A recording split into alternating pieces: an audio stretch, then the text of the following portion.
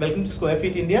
और आज मैं मनन शाह के साथ हूँ जो मन इंफ्रा कंस्ट्रक्शन या MICL कहें तो इस कंपनी को हेड करते हैं। एंड आमतौर पर इंफ्रास्ट्रक्चर से रिलेटेड ये कंपनी रही है, 9 से ज़्यादा पोर्ट्स बना चुकी है, पर रियल एस्टेट में भी इनका एक बहुत लंबा और बड़ा वजूद है।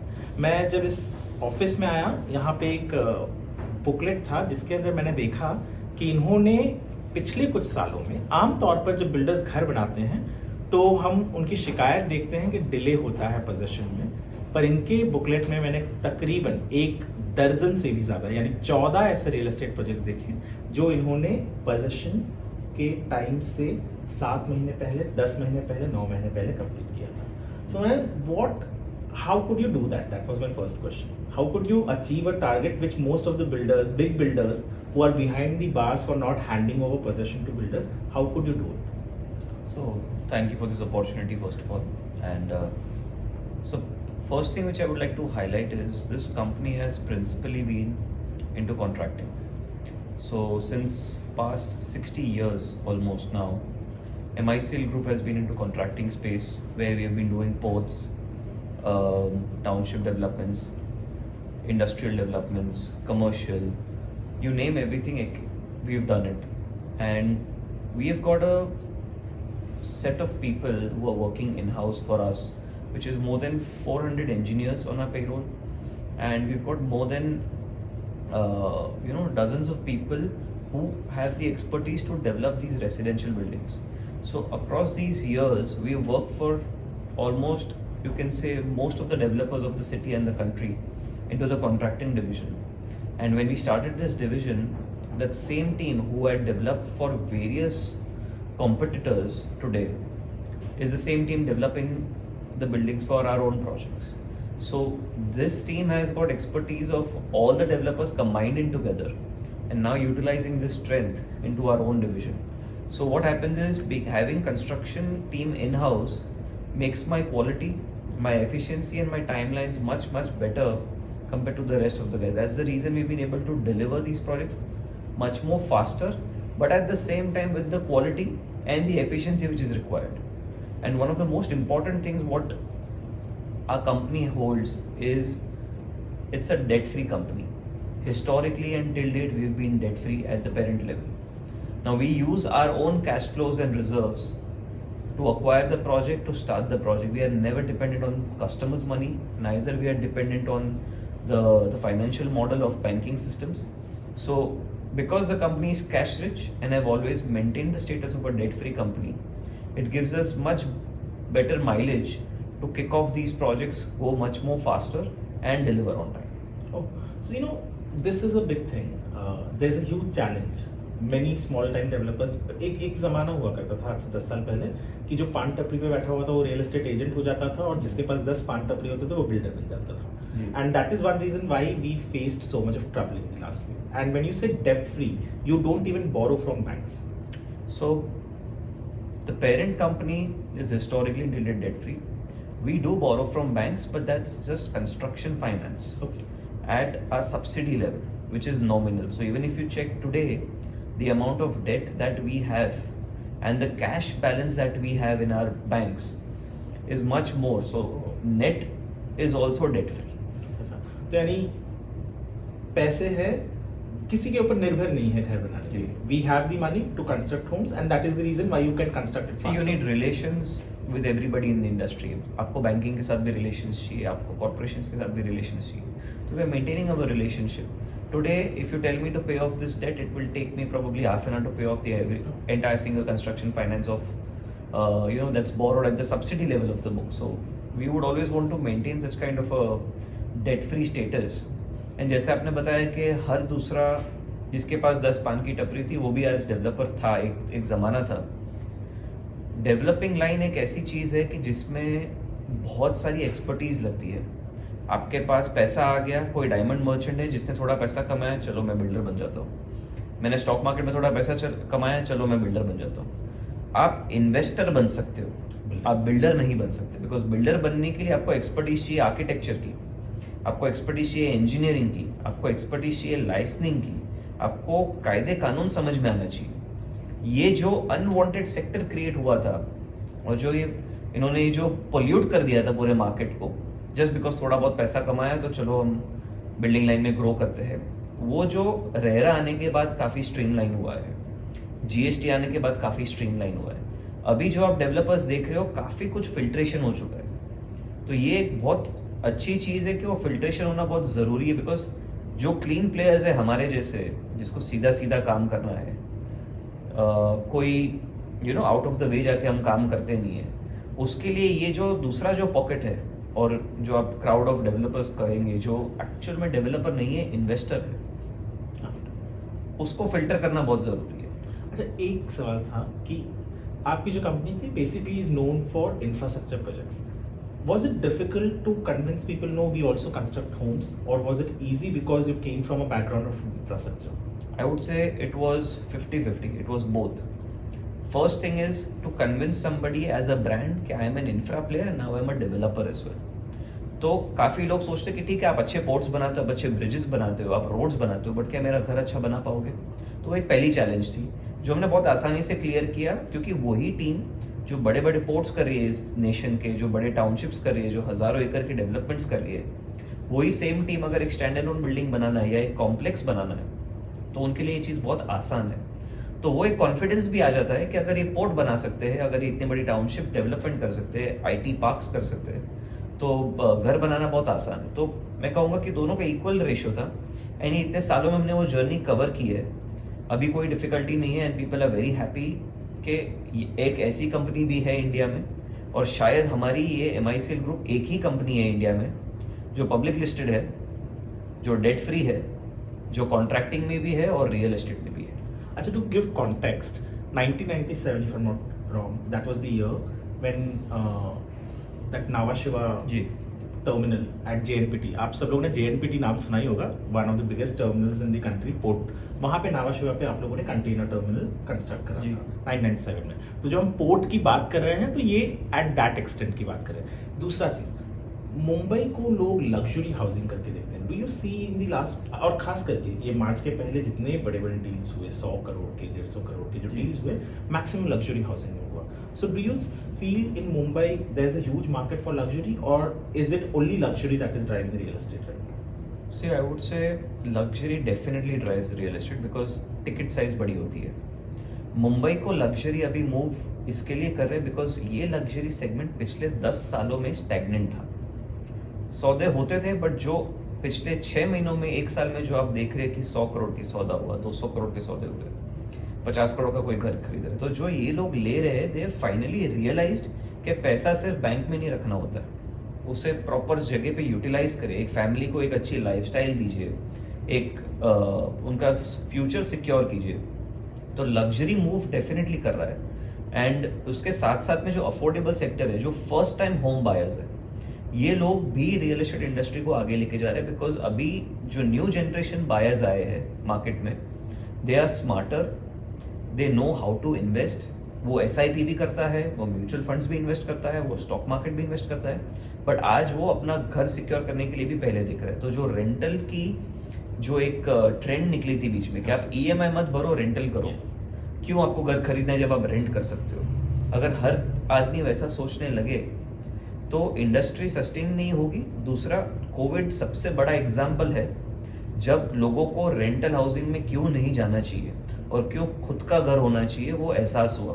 बिकॉज जब लैंडलॉर्ड सर पे खड़े थे कि मेरा घर खाली कीजिए या मेरा रेंट बढ़ाइए, और जब आपकी सैलरीज नहीं आ रही थी, तब आप जिसके पास खुद का घर था वो सेफ था और उसके सर पे छत थी और उसको एक पीस ऑफ माइंड था कि मेरी फैमिली कभी भी इनसिक्योर नहीं होगी। अच्छा, ये स्पोक अबाउट बैंक में न रखते हुए, ये तो बैंक में हमको आमतौर पर 6% तक मिल जाता है, FD करेंगे तो थोड़ा और ज़्यादा मिल जाएगा। रियल एस्टेट में एप्रिसिएशन कितना होता है approximately? Why is it preferable to invest in real estate instead of keeping the money in bank? दो चीज़ है, बैंक में अगर आप FD रखते हो तो इट इज़ टैक्सेबल इनकम। अगर आप रियल एस्टेट में पैसा पार्क करते हो और समझो आपने होम लोन लिया है तो इनकम टैक्स में आपको बाद भी मिलता है, you get that benefit. Secondly, जब आप FD से 6% कमाते हो, पोस्ट टैक्स अगर आप देखोगे तो नेट रियलाइजेशन हो जाता है तकरीबन अराउंड 3.5 से 4%, उससे ज़्यादा नहीं। रियल एस्टेट की अगर मैं ट्रेंड देखूं पिछले अगर 2 साल की मैं बात करूं तो मेरे हिसाब से कम 10 से 15% के बीच में कंफर्टेबली प्राइसेस एस्केलेट हुई है। काफ़ी सारे जो लग्जरी पॉकेट्स हैं जहां हम भी ऑपरेट करें, जैसे जुहू हो गया, तारदेव हो गया, ये सारे पॉकेट्स पे कहीं ज़्यादा बेटर एप्रिसिएशन मिला है, जहाँ पे 15% के ऊपर भी प्राइस एस्केलेट हुई है। सो 15% पर एनम की आप बात कर रहे हैं जी। सो बैंक में मैं डालता हूँ 6% प्लस टैक्सेस जाएंगे मेरे, but if I invest in real estate it is approximately 15%, which is a Correct. very good deal. But there is also a risk which comes with many builders. कि if I invest, and we have seen big builders collapsing, we have seen big builders behind the bars. There's this risk. So how do you avoid it?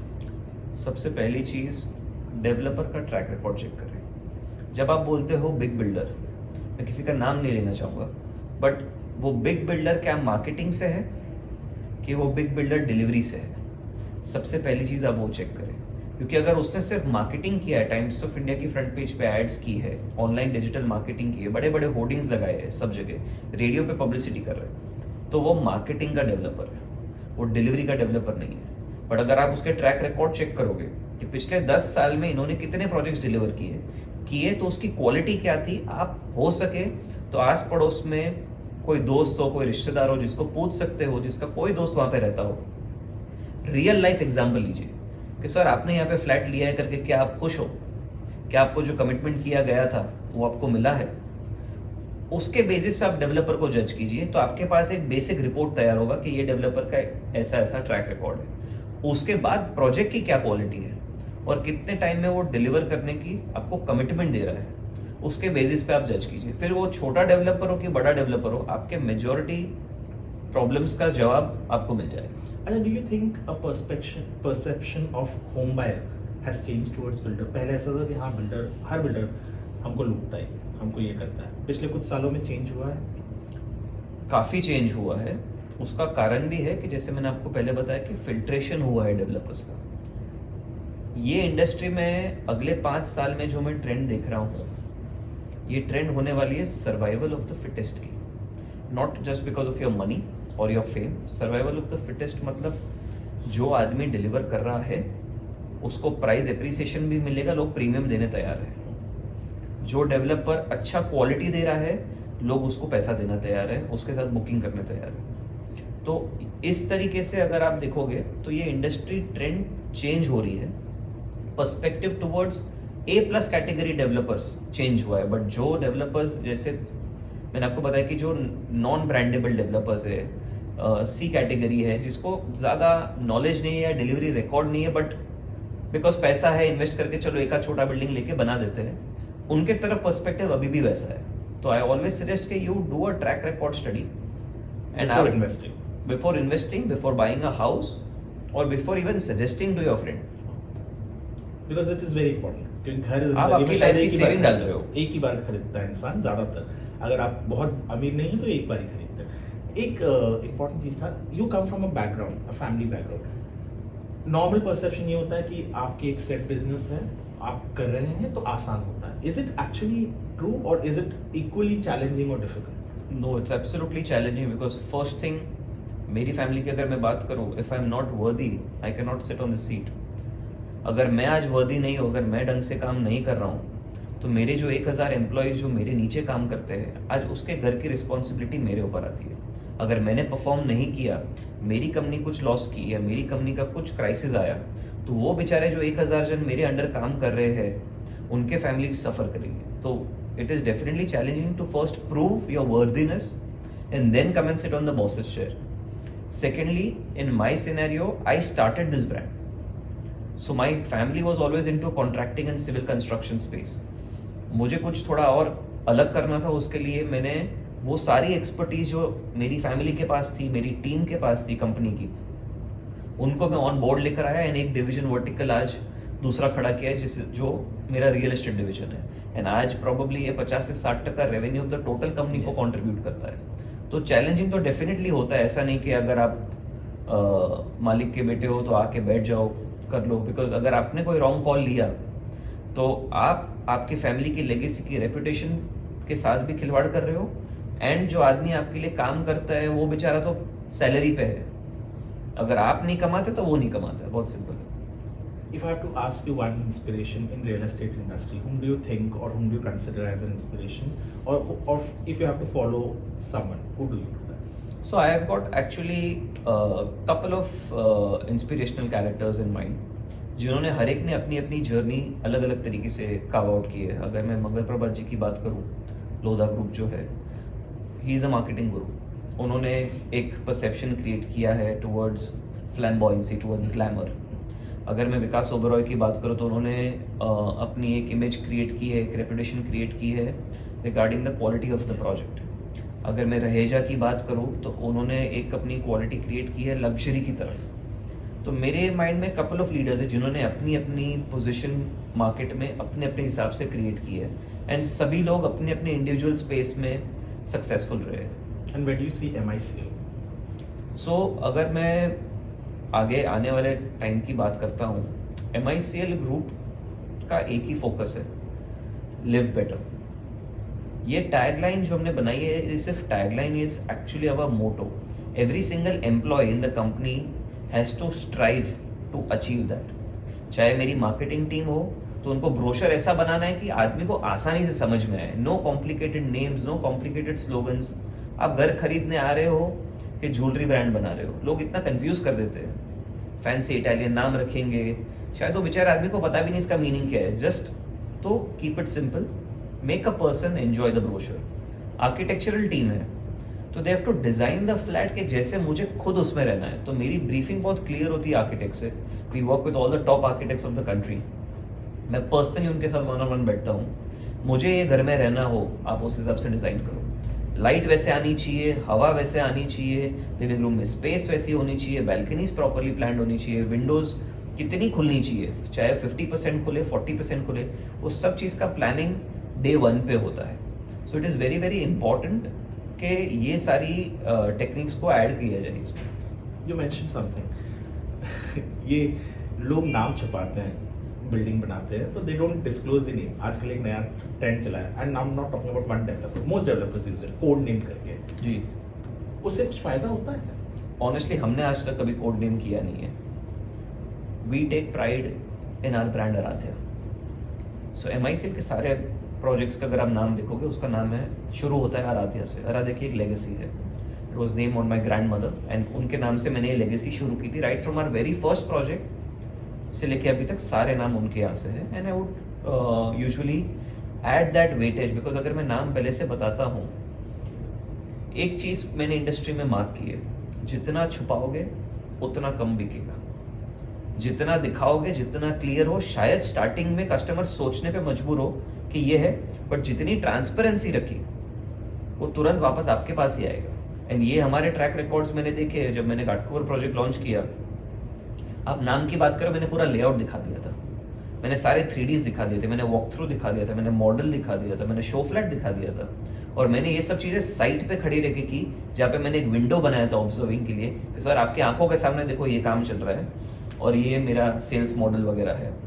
When people saw that, they were so happy कि मुझे launch करने थे 2 tower 1 साल के अंदर, मैंने launch किए 9 tower 1 साल के अंदर, एंड आज सारे के सारे टावर 97% सोल्ड आउट है. सेम ट्रैक रिकॉर्ड हमने जुहू में देखा. हमने सारी चीजें अनवील की, नाम से लेके ब्रोशर से लेके सब कुछ. Today we are 75% sold out, और मैं अभी तक प्लिंथ पे भी नहीं आया हूँ.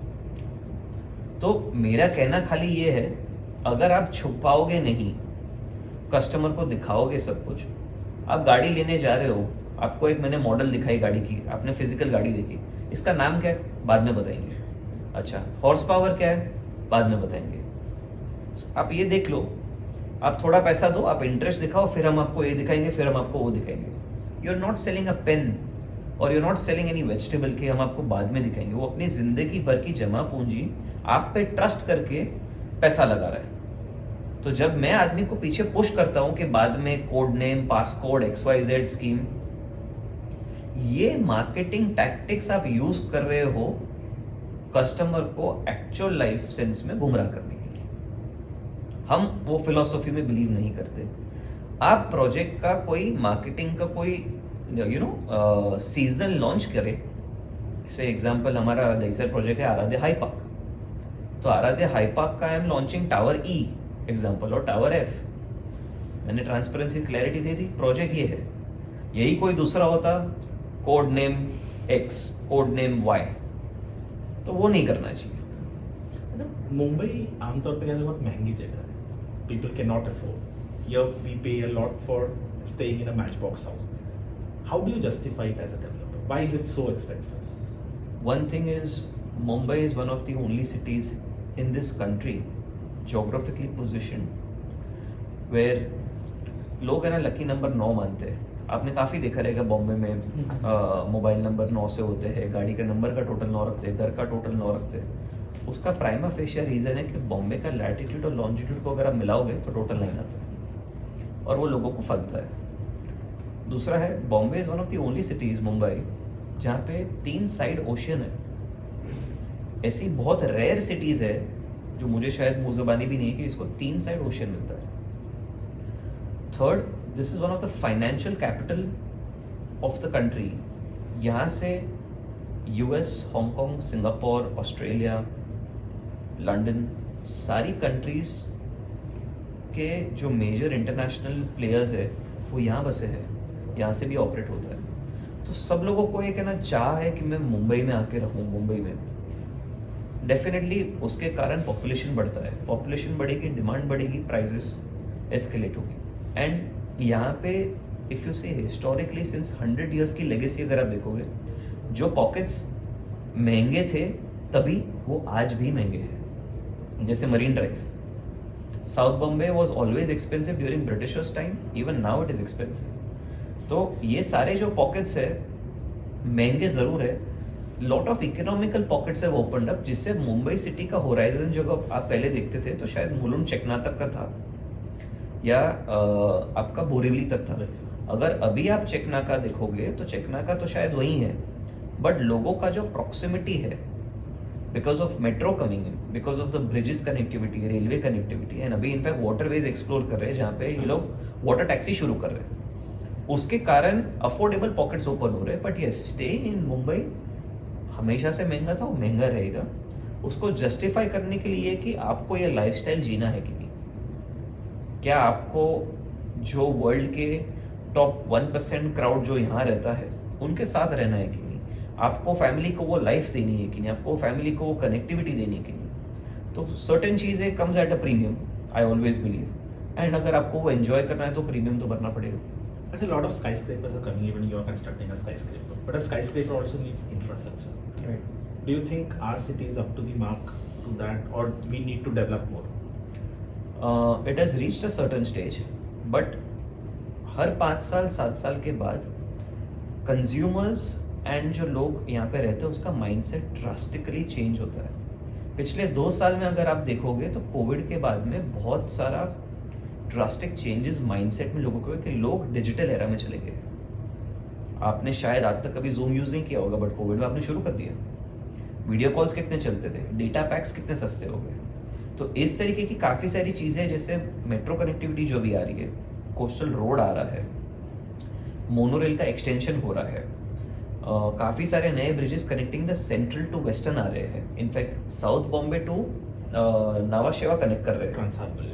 राइट। तो ये सारी चीज़ें जो आ रही है ये डायनामिज्म लाएगी कि जो सर्टन पॉकेट्स हमेशा से क्लस्टर रहे हैं वो लोग शायद वहाँ से बाहर निकले कि थोड़ा पैसा कम देना पड़ेगा बट बड़ा घर मिलेगा। थोड़ा दूर हो आप शायद साउथ बॉम्बे से या सेंट्रल पॉकेट से, बट आपकी पसंद की चीज़ मिल रही है आपको। डेवलपमेंट कंटिन्यूस ही रखना पड़ेगा, बिकॉज जैसे मैंने बताया कि हर 5 साल अगर साइकिल चेंज हो जाती है तो you will have to be with the modern standards accordingly. अगर हम वही लोकल ट्रेन्स का इस्तेमाल करते रहेंगे तो पॉपुलेशन बढ़ेगा, गर्मी और बढ़ेगी, इंफ्रास्ट्रक्चर कॉस्ट, तो we will have to keep on upgrading our trains, our bridges, our ports, modes of transportation. अगर ये वाटर टैक्सी शुरू हो जाती है, that's another big achievement, because लोग साउथ बॉम्बे में अगर आज काम करते हैं और अंधेरी में रहते हैं, they can just travel via waterway, which is the fastest route. कितना सस्ता होगा वो तो मुझे पता नहीं, but I definitely feel कि infrastructure needs not now, lifelong of a development. तो हम कभी भी वो स्टेज पे नहीं पहुंचेंगे कि हम इंफ्रास्ट्रक्चर सस्टेन्ड है। आप न्यूयॉर्क देख लीजिए, आप लंदन देख लीजिए, जो कंट्रीज डेवलप्ड है ऑलरेडी, उन्हें भी कंटिन्यूस इंफ्रास्ट्रक्चर चेंज में जाना ही पड़ता है. You have a project in South Mumbai, Tarthip. You have several projects in suburbs also. Right. Where is it easy to sell? So we've got project in Ghatkopar, we've got project in Vikhroli, Mulund, Vile Parle, Dahisar, Juhu, Tardev. It is spread across all cities and सारे genre classes में spread है. मेरे पास low cost भी है, mid income भी है, high भी है, अल्ट्रा हाई भी है. हर लोकेशन की अपनी एक डिमांड है और हर टीजी की अपनी एक एब्जॉर्प्शन कैपेबिलिटी है. बीच में जैसे मैंने बताया कि लग्जरी पिछले 5 साल 10 साल में ओके था, उतना फास्ट हाइप नहीं था, बट अभी luxury is taken the first position in the race and the eco and the mid have taken the second and third position. So हमने हमेशा क्या किया कि हमने हमारे सारे एसेट क्लासेस है ना ऐसे बाइफरकेट करके रखे हैं कि कोई भी जॉनरा बाई चांस भी थोड़ा सा स्लो होता है तो दूसरा उसको ओवरटेक कर सकता है. तो बेचना of course luxury would be slightly more difficult because the customer is choosy. अगर मैं 10 करोड़ का बजट लेके आता हूँ तो 10 करोड़ में मैं शायद 10 ऑप्शन दिखना चाहूँगा कि ये भी दिखाइए, ये भी दिखाइए, 3 BHK है, 4 BHK है. एंड उसमें क्या होता है, काफ़ी बार मैंने देखा कि लोगों का पॉकेट का जो रेडियस है कि मुझे शायद तारदेव में देखना है, मैं शायद 2 किलोमीटर थोड़ा दूर जाके अगर लोअर पर which is much more cheaper than Tardeo, मैं एक बार शायद वो माइंड में रखता हूँ. दूसरे सेट ऑफ कस्टमर्स आते हैं कि नहीं मुझे एरिया तो छोड़ना ही नहीं है, I am ready to pay the premium for the area, I would want to stay here. तो luxury is little more choosy category people who you have to satisfy a little more. Affordable guys are something who any which ways does not have much choices, so वहाँ पे transaction थोड़ा fast हो जाता है. And redevelopment is what is leading Mumbai. उसके अलावा तो हमारे पास कोई ओपन स्पेसेस तो है नहीं, ब्राउन फील्ड प्रोजेक्ट्स नहीं होते, ग्रीन फील्ड प्रोजेक्ट्स तो होते नहीं, सारे ब्राउन फील्ड प्रोजेक्ट्स हैं. So is it easy to tackle tenants, how difficult is it to, क्योंकि पुरानी बिल्डिंग है उसमें टेनेंट्स होते हैं और आजकल तो टेनेंट्स के डिमांड्स बहुत ही ज़्यादा होते हैं, तो किस तरीके से यू टैकल करते हैं? सो अगर आप कोइंसिडेंटली ये कंपनी जब मैंने शुरू की थी, वी स्टार्टेड विद रीडेवलपमेंट्स. तो पिछले 10 साल से हमारी मास्टरी ही रही है रीडेवलपमेंट. हमने प्राइवेट सोसाइटीज़ भी की है, हमने कलेक्टर लैंड पे भी किया है, हमने महाड़ा भी किया है, हमने SRA भी किया है. हर टीजी अगेन माइंडसेट अलग है. क्या वो 300 स्क्वायर फीट में रहने वाला कस्टमर है, क्या वो 1000 फुट में रहने वाला कस्टमर है. हमारा जूहू प्रोजेक्ट भी रीडेवलपमेंट है, बट वहाँ के जो एग्जिस्टिंग टेनेंट्स थे उनके खुद के घर थे 2000 फुट के, 1500 फुट के. तो उनका माइंडसेट बहुत अलग है. They are satisfied people because उनको गरज नहीं है घर की, वो ऑलरेडी आलीशान घर में रह रहे. तो उनके साथ सर्टेन लेवल का डीलिंग अलग होता है. उनको लग्जरी के तरीके से सेटिस्फाई करना पड़ता है, उनको थोड़ा प्लानिंग में थोड़ा और डिटेल में हो जाते हैं because they are more educated, they are more up with the market trends. Redevelopment projects like MHADA projects जहाँ पे एग्जिस्टिंग टेनेंट्स रहते हैं, उनको रीडेवलप करना थोड़ा सा फास्ट ट्रैक बेसिस पे होता है बिकॉज माड़ा में कैसा है कि they are bound by laws and norms, तो आपको उसके हिसाब से ही बनाना होता है. तो yes, but it is a patience game. Redevelopment is something which is not everybody's cup of tea. And but अगर आप, हमारा सक्सेस का कारण रीडेवलपमेंट में एक ही कारण हुआ है, जो एग्जिस्टिंग मेंबर और टेनेंट है उसको मैं पार्टनर समझ लेता हूँ. आपको घर लेना है, आप मेरे पार्टनर हो ये प्रोजेक्ट में, तो मेरे और आपके घर में फ़र्क नहीं होगा कुछ. हमने कोशिश की आज तक कि टेनेंट का फ्लैट हो, मेंबर हो या सेल फ्लैट हो, we have kept the specification से. अगर आप MICL के कोई भी प्रोजेक्ट में आएंगे, पिछले 10 साल पुरानी भी बात कर रहा हूँ, एक भी प्रोजेक्ट में आप पता नहीं लगा पाओगे कि ये टेनेंट का बिल्डिंग था और ये सेल का बिल्डिंग था. तो हमने वो एक सिनर्जी डेवलप की एंड उसके कारण people are very very happy to redevelop with us. हमें इनफैक्ट सामने से ऑफर्स आते हैं काफ़ी टाइम कि हमें कोई और डेवलपर नहीं चाहिए, हमको सिर्फ आप ही चाहिए. तो डीलिंग प्योरली डेवलपर के ऊपर है. And secondly, how approachable are you. अगर आप इंस्टीट्यूशनलाइज्ड डेवलपर हो, एक बेचारा टेनेंट डेवलपर को कितनी बार मिल सकता है, राइट? हमने यूजुअली कोशिश की है कि मैं खुद ग्राउंड पे रहता हूँ. I meet each and every single tenant. तो जब वो मुझे सवाल पूछते हैं और जब मुझसे उनको जवाब मिलता है, they are satisfied because they met the promoter. और अगर आप देखोगे तो ये एक्चुअल में बार्टर ही है। आप आपकी ज़िंदगी भर की कमानी का जो घर था जिसमें आप रहते थे, आप मेरे हाथ में दे रहे हो, तो आप कैसे ट्रस्ट करोगे इतना आसानी से? तो उस तरीके की डीलिंग भी हमने की, जिसके कारण एक सेंस ऑफ प्लेटफॉर्म तैयार हो गया है हमारे लिए। एंड हमारे डिलीवरी रिकॉर्ड्स जो बात करते हैं, तो हमारे लिए थोड़ा आसान हो गया है honestly to deal with existing members and tenants, because they have seen कि हमने पिछले इतने सालों में 10-15 प्रोजेक्ट डिलीवर किए, सारे रीडेवलपमेंट थे मेजरली। तो इट हेल्प्स। प्योरली आपके ऊपर है कि आप किस तरीके के डेवलपर हो और आपको कैसे उनको टैकल करना है। अच्छा, two last questions. One, there is a lot of tension going across the country, global economic slowdown and all that. Is it इसकी वजह से यहाँ पे कुछ इम्पैक्ट पड़ने वाला है? क्योंकि बहुत सारे बिल्डर्स कहते हैं कि उसका इम्पैक्ट पड़ रहा है मुंबई के रियल एस्टेट पे। सी, जो ग्लोबल वॉर सिचुएशन हुई है, इकोनॉमिक सिचुएशन थोड़ी सी वीक हुई है, इम्प्लीकेशन ज़रूर आता है इंडस्ट्री में, because it's a very small world honestly.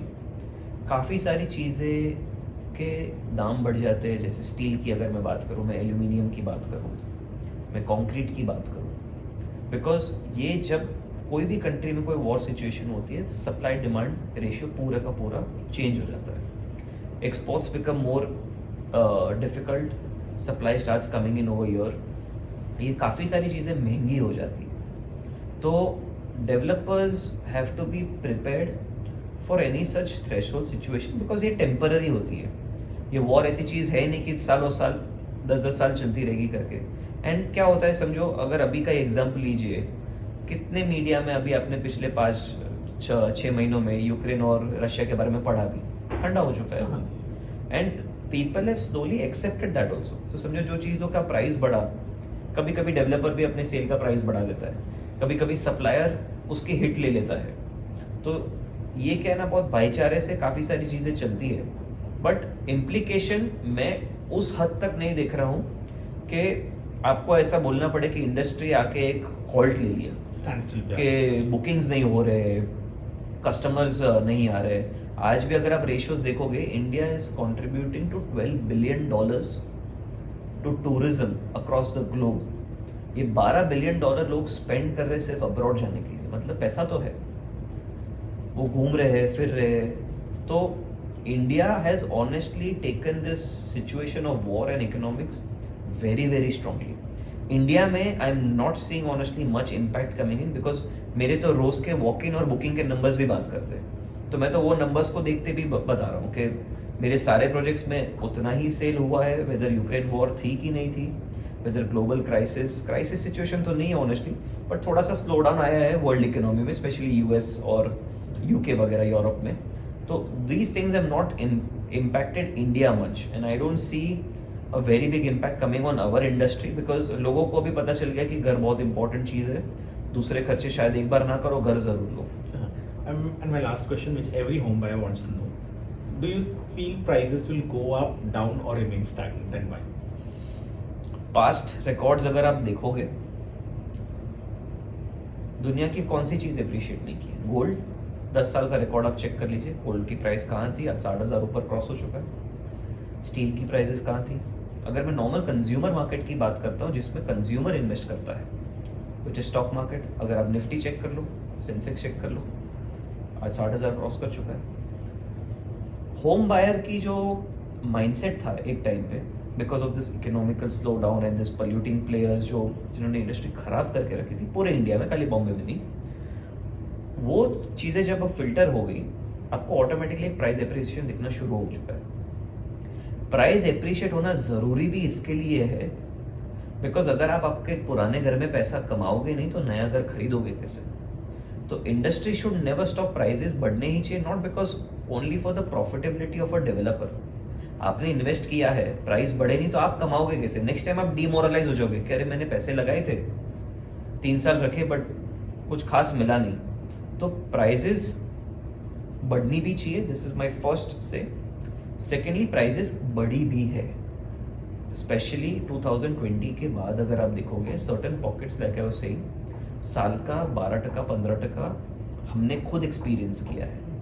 हमारा दहीसर प्रोजेक्ट में प्राइजेस हमने शुरुआत की थी आई थिंक 14,000 रुपये में, आज जो ready position ready to move in है वो 21,000 रुपये, तो 3 साल में 50% एप्रिसिएशन।